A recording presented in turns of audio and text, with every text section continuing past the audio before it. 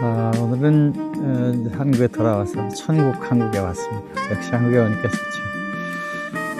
저렇게 멋있는 유럽 성당들을 많이 다니면서 제가 이제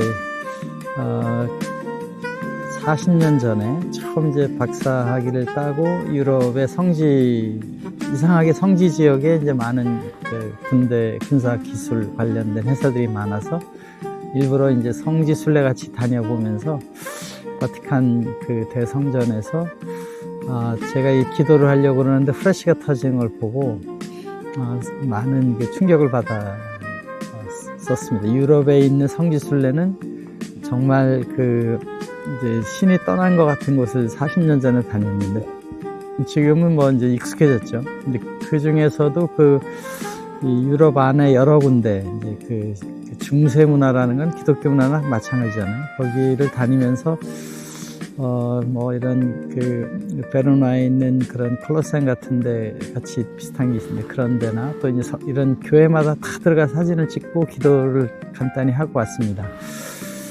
그 중에서 이제 이런 이탈리아 이제 상부에 도르무티라고 그러나요? 그 지역에 산이 이제 겨울에 가면 아주 멋있으니까 그래서 할리한 스피릿을 하면서 기도하는 내용들을 이제 질의 겸 이제 제 안에서 대답하는 내용들 적어서 그거를 노트북 LM에 넣어서 정리한 영상들을 쭉 이제 했죠. 그리고 그게 멋있는 이제 베네치아에 가서도 그 건물들에 뭐 교회가 굉장히 많습니다. 작은데도 굉장히 성전에 자기들이 이제 재산 같은 거를 신에게 이렇게 이제 드리는 입장에서 그렇게 많이 써 있는 것들을 보면 그런 걸 했는데 거기서 이렇게 가면 저의 에고를 좀 숨기고 그런 의미로 이렇게 사서 그 가면을 여기 지금 쓰고서 산에서 이제 마지막 정리 기도의 글 이번에 여러 가지 질문 신이 정말 떠났을까?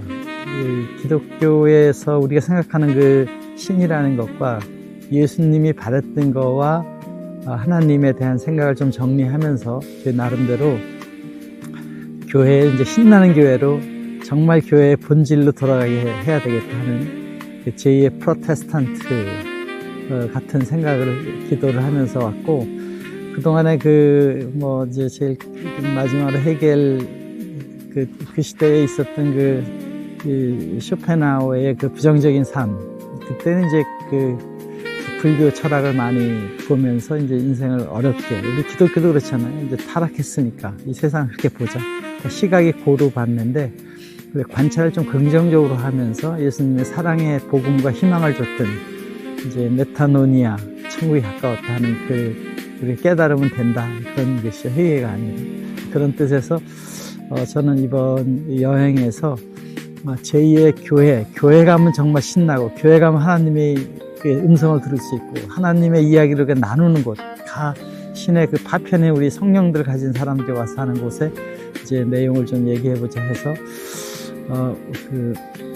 노트북 LM에다가 이제 이렇게 밀레니엄 기독교에 대한 이야기들을 한번 담아서 그거를 이제 비디오도 나오는데 근데 짧습니다. 근데 오디오로 된 부분들을 나온 말을 한번 이야기하면서 내용을 적어보려고 합니다.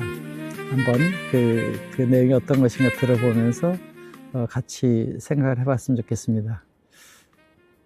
환영합니다. 오늘 저희 앞에 놓인 자료들이 약간 꽤나 도발적입니다. 네, 상당히 흥미로운 조합이죠. 맞아요. 한쪽에는 무려 4,000년의 역사를 지닌 구약성서랑 2,000년 전 쓰인 신약성서 기록들이 산더미처럼 쌓여 있고요. 그리고 바로 그 옆에는 가속 팽창하는 우주론이나 양자역학, 상대성 이론 같은 최첨단 현대 물리학 논문들이 놓여 있습니다. 언뜻 보면 이게 완전 물과 기름 같잖아요. 전혀 어울리지 않는 조합 같은데. 그렇죠. 보통은 종교와 과학을 완전히 대립하는 걸로 보니까요. 하지만 오늘 저희가 진행할 이 심층 탐구의 미션은 이 두 세계를 충돌시키는 게 아닙니다. 자, 이제 본격적으로 파헤쳐 볼까요? 네, 좋습니다. 2000년 전이라는 고정된 시간과 텍스트에 갇혀서 더 이상 새로운 메시지를 확장하지 못하는 전통적 기독교의 세계관이 있잖아요. 이걸 현대 과학이라는 완전히 새로운 렌즈로 들여다보는 겁니다. 맞습니다. 오늘 다룰 자료들이 철학적 에세이부터 과학과 종교의 융합을 다룬 강연까지 아주 광범위한데요. 네네. 이 문헌들이 공통적으로 던지는 메시지가 명확합니다. 종교적 믿음과 과학적 진리가 결코 서로를 배척하지 않는다는 거죠. 오히려 낡은 교리의 빈틈을 현대 물리학이 완벽하게 메워줄 수 있다는 관점인 거군요. 바로 그겁니다. 단순히 지적인 유희를 넘어서 지금 이 방송을 듣고 계신 여러분이 매일 아침 눈을 뜨고 출근하고 삶의 무게와 싸우는 그 평범한 일상들 있잖아요. 네, 누구나 겪는 일상이죠. 그 일상이 우주적 차원에서 어떤 경이로운 의미를 갖는지 오늘 그 해답을 추적해 볼 예정입니다. 자, 그럼 이 거대한 이야기의 시작점부터 짚어보죠. 먼저 갇혀버린 신학에 대한 역사적 배경입니다. 4세기 로마의 콘스탄틴 황제 시절로 거슬러 올라가야 합니다. 서기 325년 미케아 공의회의 말씀이시죠? 네, 맞습니다. 우리가 흔히 기독교의 핵심 교리들이 하늘에서 뚝 떨어졌거나 성경에 완벽히 명시되어 있다고 생각하기 쉬운데요. 실상은 좀 달랐던 것 같아요. 자료를 보면 당시 교회 안에서 예수가 창조된 피조물이라는 아리우스파랑 성부와 본질이 같다는 아타나시우스파의 대립이 극심했잖아요. 엄청난 논쟁이었죠. 역사적 기록들을 교차 검증해 보면 콘스탄틴 황제는 제국의 정치적 분열을 막으려고 이 공의회를 소집한 겁니다. 신학적 진리 탐구라기보다는 다분히 정치적인 목적이 강했던 거네요. 그렇죠. 결국 수백 명의 주교들이 모인 인간들의 회의와 투표를 통해서 예수를 신으로 정의하고 삼위일체론을 공식 교리로 확정하게 됩니다. 투표로 예수를 신으로 정의했다. 참 아이러니하면서도 현실적인 역사의 단면입니다. 이것을 더 큰 그림과 연결해보면 문제가 더 명확해집니다. 어떤 문제죠? 이 회의 이후에 4세기 후반에서 5세기에 걸쳐서 성 아우구스티누스, 그러니까 어거스틴에 의해 원죄론이 확고하게 체계화되거든요. 아, 그 유명한 원죄본이요? 아담과 이브의 타락으로 인류가 태어날 때부터 죄인이 되었다는 그 교리죠. 네, 타락하고 대속하고 심판받고 천국에 간다는 모델이 완성된 겁니다. 자료들은 이 과정에서 입증할 수 없는 맹목적 믿음이 강요되기 시작했다고 분석합니다. 그러니까 그 닫힌 교리를 방어하려고 중세를 거치면서 교회가 엄청 권위적으로 변한 거군요. 맞습니다. 아리스토텔레스의 철학이나 불교 철학 같은 다른 사상들은 모조리 이단이나 사탄으로 배척당했죠. 하형에 처해지기도 했고요. 신학 스스로가 이성적이고 자유로운 발전을 가로막는 철창 안에 갇혀버린 셈이네요. 그리고 그 폐쇄성이 바로 현대 기독교가 마주한 거대한 위기의 본질이라고 저자들은 입을 모읍니다. 지금 우리가 사는 우주는 가속 팽창을 하고 있고 과학과 철학은 계속 새로운 모델을 쏟아내고 있잖아요. 그런데 기독교 교리의 핵심만이 이 변화를 부인하고 과거에 머물러 있는 겁니다. 최근에 젊은 세대들이 전 세계적으로 교회를 떠나고 있는데 이게 신이 없어서가 아니라는 분석이 참 날카로웠어요. 네, 그들이 무신론자가 되어서가 아닙니다. 과거의 권위적인 방식과 증명되지 않는 논리에 지쳤기 때문이라는 거죠. 확장이 멈춰버린 2000년 전, 4000년 전 언어에 갇혀 있으니까 현대인들의 영적 갈증을 못 채워주는 거군요. 바로 그 지점에서 현대 물리학, 특히 우주론이 새로운 렌즈로 등장하게 됩니다. 여기서부터 진짜 흥미로워집니다. 신학이 멈춰선 자리에 과학이 던진 거대한 화두, 바로 빅뱅 이론이죠. 우주가 한 점에서 폭발해서 시작되었다는 건 이제 상식입니다만 물리학자들이 주목하는 놀라운 사실이 하나 더 있습니다. 우주가 맹목적인 우연으로 폭발한 게 아니라는 거잖아요. 네, 고도로 정돈된 상태, 즉 엔트로피 제로 상태에서 우주가 시작되었다는 점입니다. 잠깐만요. 엔트로피 제로요? 물리학 용어가 나오니까 살짝 긴장되는데 쉽게 좀 풀어주시죠. 엔트로피는 쉽게 말해 무질서도를 뜻합니다. 방을 안 치우면 지저분해지듯이 자연은 항상 질서에서 무질서로 변하거든요. 네네, 경험적으로 아주 잘 알죠. 그런데 우주의 기원을 거슬러 올라가 보니까 그 시작점이 무질서도가 전혀 없는 완벽에 가까운 엔트로피 제로 상태였다는 겁니다. 방대한 우주가 시작되는 찰나의 순간이 누군가에 의해 고도로 계산되고 정밀하게 세팅된 질서의 정점이었다. 바로 그겁니다. 누군가의 거룩한 노력과 사랑, 즉 신의 의지가 개입된 상태라는 걸 암시하는 거죠. 와, 시작이 완벽하게 정돈된 상태였다면 당연히 누군가의 의지나 목적이 있었다고 밖에는 설명이 안 되네요. 아인슈타인도 우주의 팽창과 에너지를 연구하면서 그 근원에 사랑이 있다고 보았습니다. 차가운 물리법칙이 어떻게 사랑이 될 수 있는지 궁금했는데 아인슈타인은 물리법칙 자체를 신의 본질로 본 거군요. 인간의 언어로는 사랑이나 신이라고 부르고 과학의 언어로는 중력이나 양자장이라고 부를 뿐 본질은 같다는 하속입니다. 관점을 완전히 뒤집어 놓는 신선한 조건입니다. 이 대목에서 아주 중요한 질문이 하나 떠오르는데요. 어떤 질문이시죠? 그 완벽한 우주, 신의 의지가 담긴 우주 속에서 도대체 나라는 존재, 인간은 무엇인가 하는 겁니다. 이 자료들은 전통 신학의 죄인이라는 개념을 완전히 파괴합니다. 우주 탄생의 순간 흩어진 신의 파편들이 바로 우리 내면에 내재된 성령이라는 겁니다. 창세기에 신이 인간에게 불어넣은 입김이 단순한 비유가 아니라 우주의 비밀과 DNA를 품고 있는 진짜 신의 조각이라는 뜻인가요? 네, 맞습니다. 우리는 신의 일부로서 이 물리적 세상을 채용하기 위해 파견된 일종의 위대한 아바타라는 설명이죠. 우리가 죄인이 아니라 신의 우주적 게임에 참여한 아바타다. 그렇다면 그 아바타들이 접속해 있는 게임 무대, 에덴 동산에 대한 해석도 완전히 달라지겠네요. 만약 창세기의 에덴 동산을 완벽하고 지루한 고유함으로 생각하셨다면 큰 오산입니다. 사실 전 그렇게 생각했거든요. 고통도 갈등도 없는 낙원이요. 텍스트를 자세히 들여다보면요. 인간이 타락하기 이전부터 동산 한가운데에 보암직도 하고 먹음직도 한 선악과가 있었습니다. 그리고 유혹하는 뱀도 이미 존재했죠. 전지전능한 신이 왜 굳이 그 완벽한 천국 한가운데에 위험한 덫을 두었을까 항상 의문이었어요. 여기서 정말 흥미로운 점은 자료들이 이것을 천국의 놀이터 개념으로 해석한다는 겁니다. 선악과와 사탄은 지옥으로 보내기 위한 악의적인 덫이 아닙니다. 그럼 뭐죠? 이 천국 게임을 흥미진진하게 만드는 필수 리스크이자 게임 역학이라는 거죠. 아하, 몬스터가 없는 게임이 재미없듯이 유혹과 투쟁이 없는 천국은 진정한 행복을 줄 수 없다. 정확합니다. 극한의 리스크와 유혹이 있어야 스스로 이겨내고 도전하면서 거대한 기쁨을 누릴 수 있으니까요. 에덴 동산을 거대한 우주적 오픈월드 게임으로 본다니 정말 무릎을 탁 치게 됩니다. 그럼 이 게임의 룰은 뭔가요? 우주적 게임의 룰은 바로 창세기의 신의 명령에 있습니다.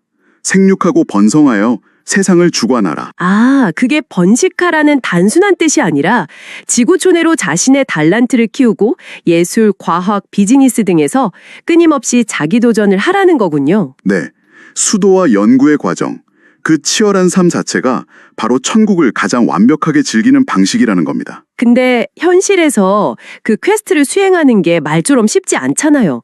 엄청난 노력과 고통이 따르는데 과학은 이 과정을 어떻게 설명하나요? 여기서 양자역학과 뇌과학을 융합한 오케스트레이트된 객관적 붕괴 이론, 이른바 오코알 이론이 등장합니다. 이름이 좀 어렵네요. 오크오알 이론, 양자역학의 파동 입자 이중성 같은 건가요? 네, 아주 밀접합니다. 관찰자의 의식이 개입하는 순간 무한한 가능성인 파동이 구체적인 현실인 입자로 창조된다는 이론이죠. 의식이 현실을 창조한다. 그럼 예수의 그 유명한 말씀, 구하라, 찾으라, 문을 두드려라. 이게 단순한 비유가 아니었네요. 네, 기도의 양자 물리학을 설명한 아주 과학적인 선언입니다. 간절하게 의식을 집중하고 노력할 때 우주의 가능성이 구체적인 현실로 물질화된다는 거군요. 자료에서는 이렇게 목표를 향해 부단히 노력하는 고통스러운 과정을 화이트 페인이라고 부릅니다. 하얀 고통, 긍정적인 고통이라는 뜻이겠네요. 맞습니다. 이 과정을 포기하지 않고 굳건히 나아갈 때 우리 안의 신의 파편, 즉 성령과 대화하게 됩니다. 그때 얻는 깨달음과 성취가 불교의 견성처럼 궁극의 행복과 기쁨을 준다는 거군요. 반대로 뱀의 유혹에 넘어가서 에고가 이끄는 쉬운 길로 가면 어떻게 될까요? 어두운 고통, 다크페인이 찾아오겠네요. 네. 하지만 그 어두운 고통조차도 저주가 아닙니다. 우리를 다시 양심이 원하는 바른 길로 인도하기 위한 우주의 정교한 피드백 시스템이죠. 실패와 고통조차도 나를 바른 길로 안내하는 피드백이라니 위로가 됩니다. 자, 그럼 마지막으로 천국의 위치에 대해 얘기해보죠. 천국은 어디 있는 겁니까? 아인슈타인의 4차원 시공간 모델과 멀티버스 개념이 그 답을 줍니다. 죽고 나서 가는 저 너머의 장소가 아니라는 거군요. 천국은 물리적 시공간의 한 좌표입니다. 우리가 지금 당장 성령의 음성을 듣고 바른 마음으로 현실을 창조해낼 때 바로 지금 여기서 실현되는 상태인 거죠. 하나님의 나라는 너희 안에 있다라는 말씀이 물리학적으로 증명되는 셈이네요.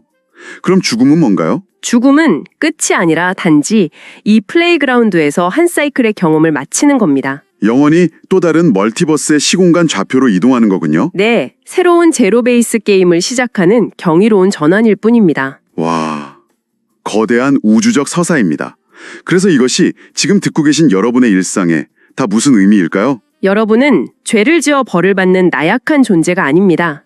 138억 년 우주 진화의 결과이자 신의 숨결을 뿜고 이 천국 게임에 참여한 위대한 아바타들입니다. 오늘 당장 겪는 어려움도 우주가 여러분에게 주는 퀘스트이자 더 큰 하얀 기쁨을 얻기 위한 세팅이라는 사실 꼭 기억하셨으면 좋겠습니다. 탐구를 마무리하면서 자료들의 논의를 한 차원 더 확장하는 질문을 하나 던져보고 싶습니다. 네, 어떤 질문이죠? 만약 이 지구상에 존재하는 80억 명의 아바타들이 자신이 맹목적인 피조물이 아니라 현실을 창조하는 신의 일부라는 사실을 동시에 깨닫게 된다면 과연 어떤 일이 벌어질까요? 상상만 해도 전율이 듣네요. 80억 개의 의식이 동시에 창조자가 된다면요. 이 다중우주의 다음 시공간 좌표는 과연 어떤 물리적 형태의 진정한 천국으로 재편될까요? 여러분의 다음 관찰이 오늘 하루 우주의 어떤 파동을 입자로 바꿀지 마음속을 유심히 들여다보시길 바랍니다. 저희가 준비한 깊이 있는 탐구는 여기까지입니다. 매 순간이 천국을 창조하는 경이로운 게임이 되시길 바랍니다. 감사합니다. 다음 시간에도 시야를 넓혀줄 놀라운 자료들로 돌아오겠습니다. 함께해 주셔서 감사합니다. 오늘 그 이야기를 잠시 밤이 돼서 좀 추운데 오늘 날씨가 좋아가지고 조금 가볍게 지금이 2시가 넘었습니다. 유럽 시간 살다 보니까 이렇게 됐는데 이 기독교의 그 역사는 중세에 이제 엄청난 역사를 해왔는데 다른 철학이나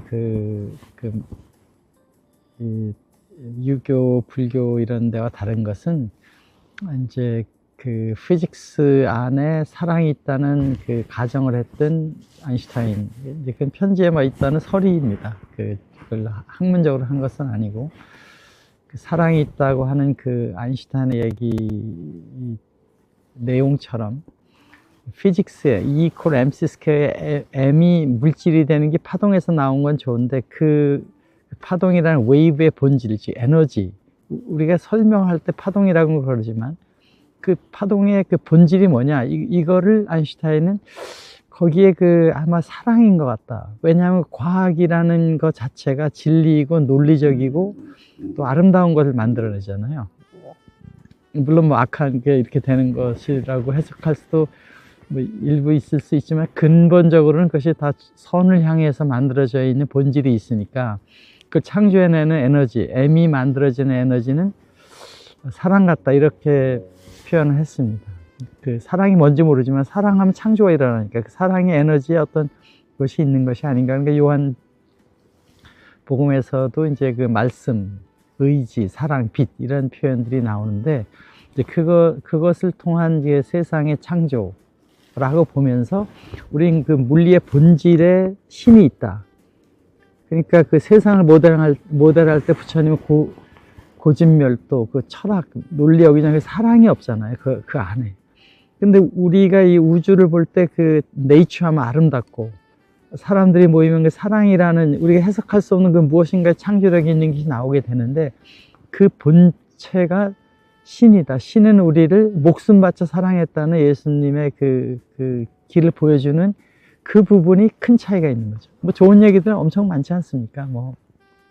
유교도 있고 불교도 있고 많은 철학이 이 지구촌에 그 피직스를 놓고서 설명해온 것들이 있지만 그 많은 내용들이 서로가 다 유사한 그 공통점, 우주를 얘기한 거니까 피직스죠. 그걸 얘기한 철학들이 다 누가 맞건 틀리다가 아니라 거기에 공통적으로 가고 있는 트렌드가 있잖아요. 지금 모든 종교가 유사하게 지금 사회 활동과 사회를 발전시키는 쪽으로 가지, 그 형이상학적인 초능력에 나와서 하는 것 쪽의 얘기가 많이 다 변해가고 있잖아요. 이렇게 그 우주의 그 진리들이 다 공통점이 있는데 그 중에 가장 우리에게 중요한 메시지를 주고 있는 것은 기독교의 하나님의 사랑이죠. 목숨을 다해서 사랑했다는 걸 보내신 기독교가 그 간단한 논리, 그 사복음이 얼마나 단순합니까? 그 복음서를 가지고 이 지구촌의 역사를 관장해 온 것은 그 안에 신의 사랑의 역사가 있는 거죠. 그렇다면 그 종교 단체 안에서 그 소위 기독 공의회 안에서 사랑의 모임들이 이제 사랑을 하는 모임으로, 이 예수님의 사랑을 실천하는 모임으로, 그런 정말 아무 이유 없이 이웃을 위해 기도하고 잘 되길 바라고 하나님이 그것을 좋아할 거라고 믿는 이 기독교가 이제 그 본질로 돌아가면은 이 우주의 그 원천이 하나님이 우리를 이렇게 사랑하고 그 성령이, 입김이 우리한테 있다는 걸 알고서 새로운 종교의 변화는 신나는 교회를 만들어야 된다. 사랑하는 교회를 만들면 당연히 거기 사람이 꽉 찰 거 아닙니까? 그러니까 저는 이 그 수없이 많은 그 유럽의 교회들, 켈른 성당 이런 데 가서도 이 기도를 하면서 1900년도, 1905년도, 1915년도에 시 공간이라는 것을 바라본 그 아인슈타인의 시각, 도대체 시간이 물로 흘러가면 끝난다고 생각하는 모든 관점을 그렇지 않다. 시 공간이 돼 있고 빅뱅 창조할 때 그 모든 게 그때 다 만들어진 거죠. 시 공간이 같이 만든 거죠. 시간이 흘러가면서 우주가 팽창하고 있지만 그런 그 자체 모든 거의 미래와 과거 같이 있는 시공간 축으로 봐야 된다는 것이고, 퀀텀 메커니즘에 가서 잘은 모르지만 우리가 현실로 나타나는, 관찰하면 생기고 있는 이 현실의 그 버추얼 리얼리티 같은 홀로그래믹 이 우주가, 매트릭스 같은 우주가 하나가 아니고 무한한 컨비네이션이 돼야 된다. 우리가 그 게임을 만들 때, 게임 그 CD롬을 만들면 거기 생기는 무한한 컨비네이션이 나오지 않습니까? 우주도 그런 식의 아바타 게임을 하는 공간인데 무한한 컨비네이션이 될 수 있는 것이 만들어졌다 그러면 조금 이해가 금방 가지 않습니까? 그런 우주 공간에 우리가 왔는데, 우리는 지금 100년의 시공간을 살 동안 어린이에서 또 어른으로 이렇게 변하면서, 애기들 보면 얼마나, 애기들 세계에 또 그 삶이 있고, 또 어린이 때의 삶이 있고, 또 청년기의 삶이 있고, 결혼할 때의 그 18세, 25세의 삶이 있고, 또 결혼해서 아기들 보는 삶이 있고, 이게 얼마나 다양하고 다이나믹하게 만들어져 있습니까? 그 시간을 아인슈타인이 있던 이 자리인데, 아인슈타인은 시공간을 보는, 여기에 자도 있고 시계도 있고 망원경도 있는 걸 가지고 우주를 보지 않습니까? 그 선지자를 보내서 우리들에게 깨우침을 갖게 하고, 그때 퀀텀 피직스의 펀더먼탈을 아인슈타인이 만든 것을 이제 20세기에 와서 시공간을 초월할 수 있는 타임머신의 영으로 해도 그것이 이상하지 않은 시대로 되면서, 이 최고의 천대인 그 호킹 교수 같은 사람들은 미래에서 와야 된다. 우리가 지금 시대에 그 타임머신에서 가지는 못하면 와야 된다서 파티까지 하면서 그거를 실제로 하면서 거기에 어떤 피직스가 있기 때문에 안 온 것이 분명히 있다. 이렇게 믿을 정도의 세상이 있는 것 속에서 우리는 정말 아름다운 그 설산에 제가 도롱티 거기에 가서 뭐 그런 것도 보고, 또 2000년 전에 2000년 전은 아니지만 거의 그 콜로세움, 콘스탄틴 그 대제 그 전에서부터 있었던 그 그리스도를 박해하던 시절의 그 콜로세움 이런 데를 보면서 그 시대의 생각의 그 시공간에 있었던 사람과 지금 우리 시대의 시공간에 있는 사람들의 이야기를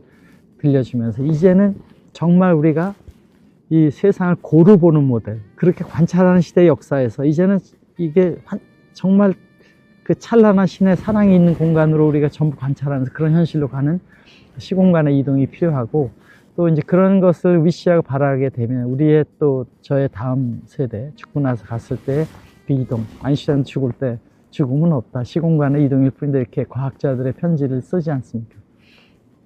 소크라테스도 죽을 때 그 육체로부터 이탈, 모든 그런 깨달음이 있는 사람, 그렇죠. 부처님도 그렇게 이탈하듯이 시공간이라는 거를 우리는 성령의 소리로 들을 수 있고, 우리의 이동은 그런 시대로 가는 거니까, 이제는 아름다운 교회의 활동을 통해서 정말 저 수없이 많은 중세의 어마어마하게 아름다운 교회들 안에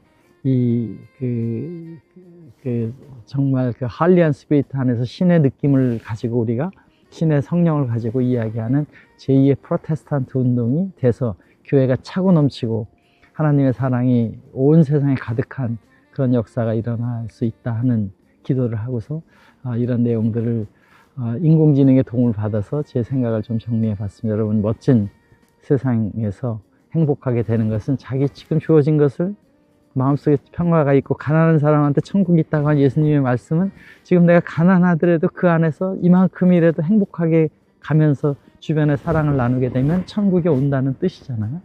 지금 뭐 제가 부자도 아니고 뭐 엄청나게 적어도 아니지만 지금 이 주어진 것에 행복하게 생각할 수 있는 것은 크리스찬의 생각이고 그런 것을 배운 기독교에서 성장한 그 배경인데 이제 제2의 프로테스탄티즘은 여러분 안에 하나님이 있고 하나님이 입김이 성령이 여러분 안에 있어요. 여러분들이 잘 생각 기도하면 그 성령이 대답을 합니다. 그 성령은 두드리고 구하고 손이 부러질 정도로 아프게 할 때 답이 나오게 했지 그냥 이렇게 항상 얘기해 주는 신이 아니고 신은 기쁨을 창조하는 과정에 지식을 얻기 위한 그 수도의 과정, 연구의 과정을 할 때 나오게 된다. 두드려야만 주게 되는 신의 그 법칙을 예수님이 말씀하시잖아요. 우리 삶에서도 그 게임은 노력할 때 생기는 게임이니까 그 white pain, 선악과로 편하게 쉽게 가서 될 수 있는 거 있을 때 거기를 가지 말고 정정당당하게 노력하면서 가게 되면 이 white pain 속에서 오는 그 신의 축복과 그걸 통해서 인격의 성숙과 그걸 통한 사회적 공헌을 통한 행복이 오게 됩니다. 저는 열심히 아이스토리 만들어가지고 선생님들도 잘 쓰고 학생들에게 지식을 할 수 있는 것도 가면서 그 안에서 안 되고 더 잘 되게 하는 계속된 노력을 하는 과정에서 하나 되는 단계마다 기쁨이 오는 거니까 저는 그런 교회의 새로운 차고 넘치는 성도들의 사랑의 이야기가 되는 그런 사회가 교회뿐만이 아니라 온 사회가 되기를 바라는 마음으로 이번 여행을 마무리하려고 합니다. 여러분 반갑습니다. 좋은 또 새 한 주 맞이하시기 바랍니다. 감사합니다. 음악이 이렇게 나와요. 멋진 음악이 나와요. 이게 베네치아에서 샀는데 거기 있는 사람들이 자기를 가리고 자기 속에 때로는 이제 약간 뱀의 얘기를 할 수도 있고 아니면 자기의 또 양심의 얘기를 할 수 있는데 저는 지금 이거 쓰니까 굉장히 마음이 편해진 것 같습니다. 멋진 시간 보내시기 바랍니다. 감사합니다.